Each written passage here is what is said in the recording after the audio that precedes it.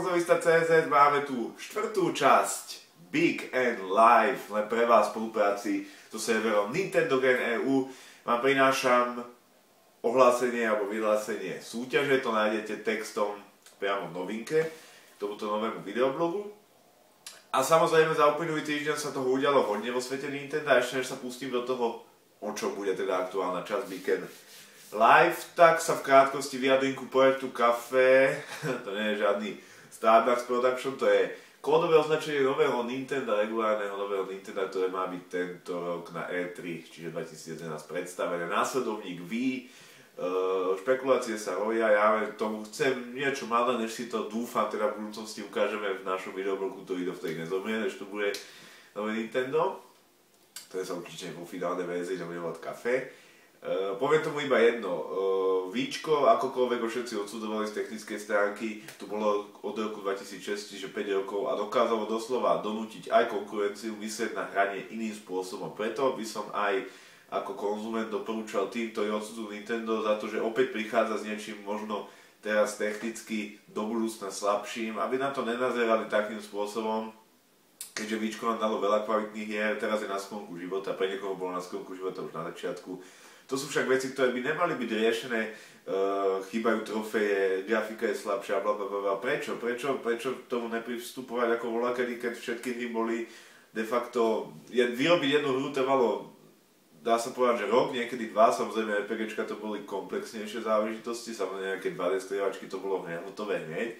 Avšak hráči to pristupovali tak, že boli šťastní za každú hru a keď mu to prinášalo radosť a nevidel nejaký pokrok, tak bol proste v srdci ho to zahralo, prišla nová hra, tešili sme sa na ňu, točili sme rok, áno, dneska je konzumný svet, dneska máme týždenne 2-3 nové hry, niekedy naozaj to tak je, niekedy sú v dobe ako teraz a konzument je strašne zhýčkaný a preto by som chcel, aby na to hráči nenazerali tak, že Nintendo zase prišlo s platformou, ktorá je oproti konkurencii, ktorá samozrejme do 2 rokov do toho musí odpovedať na toto nejaké zaostalé. Prečo? Víčko bolo zaostalé od začiatku a dokázalo prilákať milióny a zase opäť vypichnem, nezaraďujte do toho obtlsté Američanky. Prečo?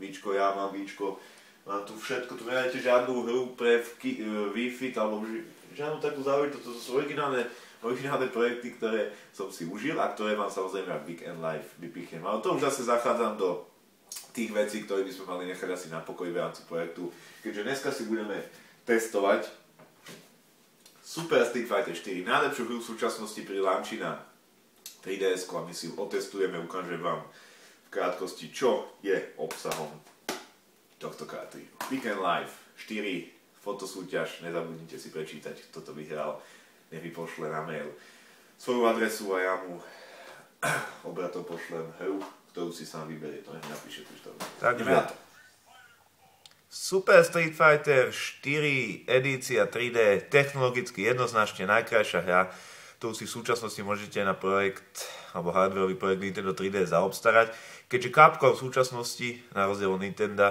ktoré ešte žiadnu poriadnu hru na tento systém nevydalo, samozrejme prvá bude Zelda, už v júni, čiže 6. mesiac tohto roka, 17. deň, tak Capcom dokáže z hardwareu 3DS vyťažiť naozaj strop v súčasnosti.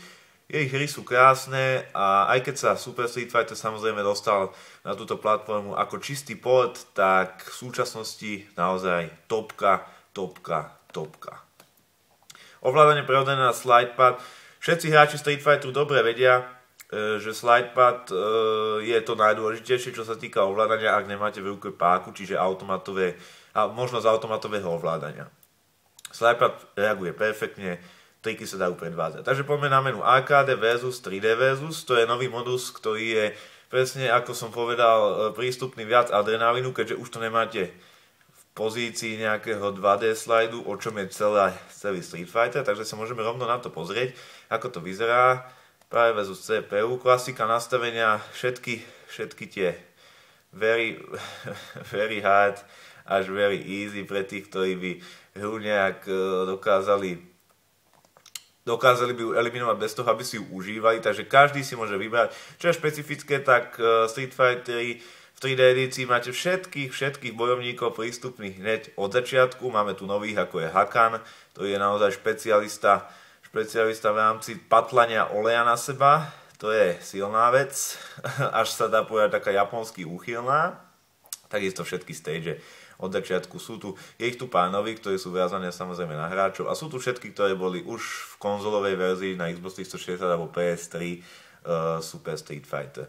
Ideme do Európy, poďme sa pozrieť do Ruska, ako ruskí železničiari nasávajú. Samozrejme nemôžem vám na videoprezentácii ukazovať 3D efekt, to sa dá vidieť len na vlastné oči, ako vieme, bez aktívnej zobrazovacej techniky. Takže pridám trošku zvuku, aby sme si užili hru. Toto je tzv. 3D efekt, kde vidíte, že už všetko nie je prezentované len v 2D pohľade, je to také adrenalinové, kamera je za chrbtom hráča. A teraz ťukám do dolnej dotykovej obrazovky, kde je určite pre tých slabších hráčov výhoda využívať triky, ktoré nemusia nutne stláčať, takže ich majú naprogramované už na dotykovej obrazovke a následne teda len stlačím a hráč predvedie to, čo by v normálnej verzii mu zabralo robení s analógom určité veci. Dal som si to na Very Medium, takže to je moja obťažnosť, na ktorej to hrajem, ale myslím si, že tohoto teplouška neporazím. Takže, toto bol 3D efekt a ešte sa vrátime v hrateľnosti do klasického modusu, kde si môžeme ukázať, ako sa Street Fighter hraje v tej forme, v akej ho asi všetci poznáte. Takže sme späť v menu, máme tu internetový zápas. Internet funguje naozaj perfektne, okamžite vám tu nájde hráča a určite budete spokojní s danou odozvou. Hra nelaguje, alebo pripojenie nelaguje, ak máte stabilný internet bez nejakých menších údajov alebo odoziev na megabajtovú rýchlosť. Hráč má dva typy špeciálnych útokov a v arkadovom moduse si môžete užiť aj príbeh, ktorý je štilizovaný do plnohodnotného anime, ktoré predvádzali samozrejme poprední dizajneri v Japonska, ktorí pracujú pre Capcom. My sa nebudeme teraz zaoberať anime ukážkou a poďme sa pozrieť rovno do hry. Dá sa nastaviť klasicky aj to, že pokiaľ hrajete arkádu a máte zapnutý online, tak kedykoľvek sa ku vám môže pripojiť niekto, to je vo vašom ranku, čiže každý hráč má svoj rank. Ako náhle budete mať rank prístupný jeho obťažnosti, hra vás okamžite pripojí a zase vás potom vráti do arkádneho modusu. Ak sa vám to stane v polke zápasu, samozrejme nikto vám nezaručí, že vás tá hra vráti späť do polky nazad. Takže sledujeme ono klasické 2D, ktoré teda charakterizuje Street Fighter už dlhé roky, dá sa povedať, že od 80. rokov, pri prvej časti na NES a potom na Super NES.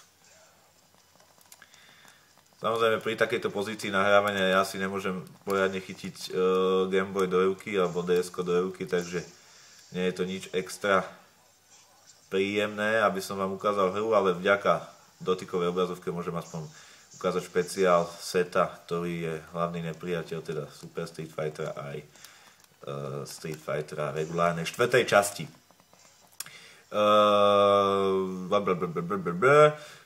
Čo je asi najväčšie negatívum celého portu, tak je rozhodne fakt, že pri možnosti hrať multiplayer s jedným kartridžom nie je šanca si vybrať iného než Kena. Máte dvoch Kenov, máte jednu arénu, dokonca tréningovú, nič iné pri jednom kartridži. Pri dvoch kartridžoch pomocou 3DS v rámci wireless pripojenia je to samozrejme už o inom a môžete si vyberať z každého aj zo všetkých arén.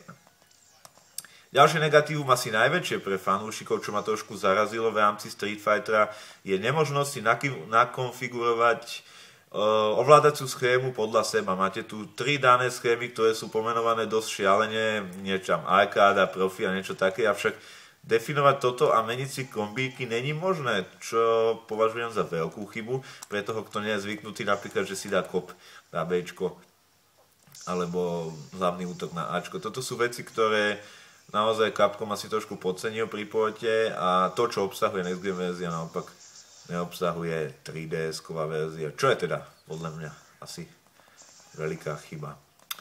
Novinkou sú minihry, máme tu, alebo novinkou, no tak samozrejme Super Street Fighter ako taký je novinkou pre systém 3DS, ale sú tu minihry rozbíjanie aut, to je poznáme už 90 rokov zo Super Nintendo, a potom rozbíjanie súdov, to je trošku náročnejšie, na to si musíte dobre vychytať horný kop.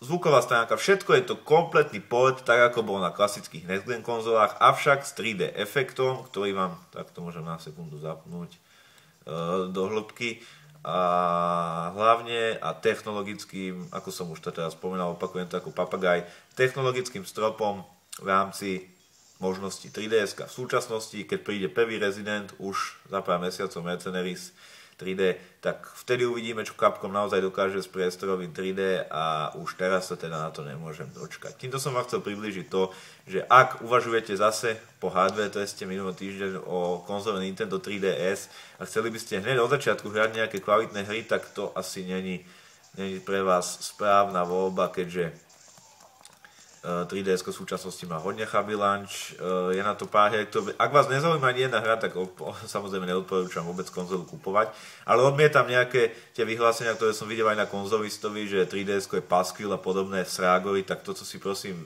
doslova vyprosím, keďže sa jedná o technologický pokrok, graficky od DS na hodný vzdialenie, ako som vám to spomínal v minulej časti Big and Live, a aj Street Fighter, to je jedna z prvých hier launchových, to už okamžite dokazuje, stačí sa na tú hru pozrieť a hneď vidím, že táto hra je naozaj kvalitným portom po všetkých stránkach, čo k tomu patria. Big and Live 4 sa lúči, ďakujem vám za účasť v súťaži, ktorá bola naozaj chabá, tak ako celá početná Nintendo komunita na českých a slovenských serveroch. Ale ďakujem aj za to málo, som rád, že sa niekto zapojil, a uvidíme sa opäť za 14 dní pri ďalšom hardwareovom teste nejakej hry na 3DS, keďže dneska, alebo teraz máme tých 3DS trošku viac a máme sa s čím zabávať, keďže je to taká novinka. Ale samozrejme na Nintendovi nezabúdam a čoskoro uvidíte aj nejakú zase pecku na túto platformu, ktorá je síce na sklonku života, ale stále má čo ponúknuť, a už tento rok ponúkne Zelda Skyward Sword, ktorú si určite v našom videoblogu predstavíme. Ďakujem za pozornosť, peace a nazdar.